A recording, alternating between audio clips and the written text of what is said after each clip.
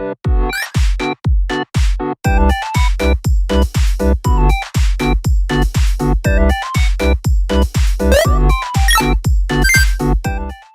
everyone, welcome back to my channel, or welcome if you're new. In today's video, I am going to be talking about the Lana lore in Dress to Impress, and make sure to subscribe for more Dress to Impress and Lana lore content because I am on the road to 6,000 subscribers. Okay guys, so if you didn't know already, I am making a Lana lore series on my channel, and I highly recommend watching those videos before you watch this one, just so then everything makes sense, and that will be linked in the description down below so you guys can go check out those videos before you watch this one.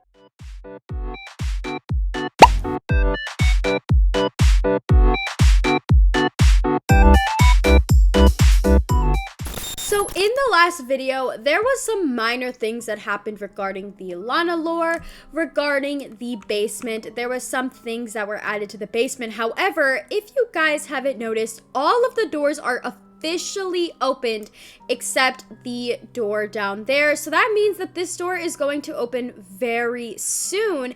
And over the weekend, the Fortress Awakening person and Lana and another character were actually talking to people. So I am going to be showing you guys what they were saying that I think is important regarding the lore, and then I'm going to show you guys everything that got added.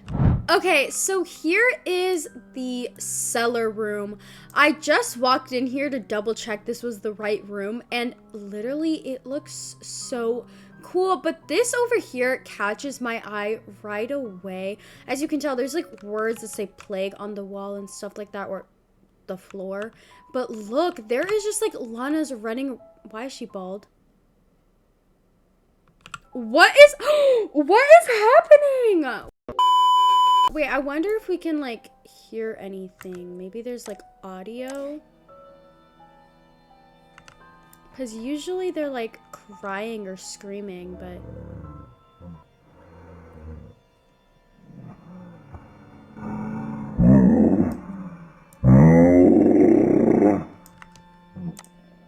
What? Okay, my girl Lana turned into a literal wolf.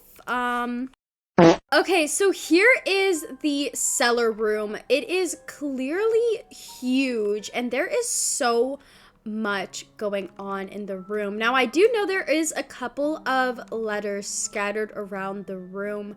However, this room is honestly so cool. I am very confused on why she was growling towards me and why she's, bald, but we will investigate that with the notes that are scattered around. I do see a little board over there, so we're gonna go and read that, and it looks like there's actually a note right here as well. Oh, it's a diary from Nelly. Okay, so it is kind of hard to read, but it says, "Dead days. It has been a few days since me and Nathan killed Lana, yet I only feed her presence, and day by day it keeps getting stronger.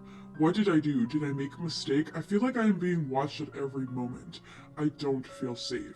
Okay, so speaking of Nelly, I got a theory on my last video, and I really liked it, which basically said the Lana doppelganger that I showcased in my last video is Nelly trapped in the body. And it would actually make a lot of sense with like the notes and all of her diary entries and stuff like that, and the fact that she's trapped here. However, I went to investigate at the store right here, and as you guys know, she's actually in here because it says ignore Nelly when she screams and stuff like that. So when you turn up the volume, there is still knocking. So I'm not 100% sure if that theory is correct, because who would be knocking? We know it's not Nathan because we know he is somewhere, God knows where, but he is somewhere, and we know Nelly is the one that's behind this door, and it could be a possibility that it's someone else, but I'm not sure who it could be. I was thinking maybe like half of her soul got like taken and put into the Lana doppelganger, and then half of her soul is still like there, maybe. I'm not 100% sure. It just wouldn't make sense if there is still knocking and she's all the way over there. Like who who would be knocking. And I just wanted to include that theory because I actually really liked it. And I want to know if you guys have any theories on who is the one knocking at the door, so then the theory makes more sense. Because to me, it just doesn't make sense if there is still knocking where Nelly is supposedly at, but then Nelly is in the basement. So that part is just confusing to me. So I want to know if you guys believe Nelly is a doppelganger. Let me know who you think is knocking at the door, so then it makes a little bit more sense. However, I do think that the doppelganger that's down there is just the real Lana, if that makes sense, but like a part of her, because we do know in order to get doppelgangers of Lana, Fortress Awakening was taking bits and pieces of her and harvesting her, and basically that's how he was cloning her. So I think the real Lana, maybe she was a little bit more awake in that body and more aware of what's happening, and that's why she's kind of going crazy and feeling mixed emotions and stuff like that. I don't know if that many people know the Hunger Games, but I feel like it's kind of giving like when Peeta was, you know, going crazy because the Capitol, if you haven't seen Hunger Games, this is gonna make no sense, but when the Capitol was, you know, brainwashing him and he was kind of fighting between what was real and what was fake and stuff like that. So that's what I think is happening with the Lana down there. Some of her is the real Lana, and that's why she's like losing her mind. I hope that makes sense. Okay, so here is the board, and as you can tell, there is a picture of Lana without her eye, and then there's a picture of an eye right next to it. So I'm gonna read all of the notes. The eye. By the word of higher authority, I must do it. This is a choice I cannot combat. It is his choice, not mine. He wants to build power. I promise to help him. He will grow, but the pain will fade soon. So I guess it is fine. The apple. This is the most glorious I have ever seen. His true form. I am amazed. The extraction of my eye, the pain, the misery. It was all worth it to see it. With all three, now two of my eyes, I finally see the future. The remaining. I will regret doing this to my dear coterie, but I'm sure if they saw the mirages of the future that lie before me, they will be glad to have forcibly contributed to this miracle. I will just have to cover it up so the patrons do not doubt me. So I think this is the Lana that we have been talking to for these notes and stuff like that, because if we do remember, Lana is wearing a eye patch, so it does make sense. Okay, so if you go up here, there is actually a note right here, and it says 5/11/2024. One has gone loose. I had to lock it in the cellar hallway. She is hostile. So we can assume that is the crazy bald one that is. There is a note right over here as well, and it says, I am so glad so many people have entrusted me and become Horizon. I will regret doing what I have to do to them, but I am running out of souls. what? Oh my gosh, I think that the Horizon group members in the Roblox group, they're gonna be sacrificed. And there is over 100 people in the Horizon group, and keep in mind, all of the people in this group were just chosen by Lana to be in this group. So they were in the patron group, and then they got chosen from Lana to be in this group. So I do think that they are going to sacrifice all those people in the Horizon group, and someone did say in like the server that they're going to be hiring more Horizons and just to drop your user. So I have no idea what exactly they're going to do to them or why they need the souls. Maybe the souls are what power this place, because if you look over here, it looks like they are powering up that door, and it looks like souls are powering up that door. So maybe that's what it means. And here is the other room, which is the library. And it honestly looks really creepy, and there's so many apples scattered around the room.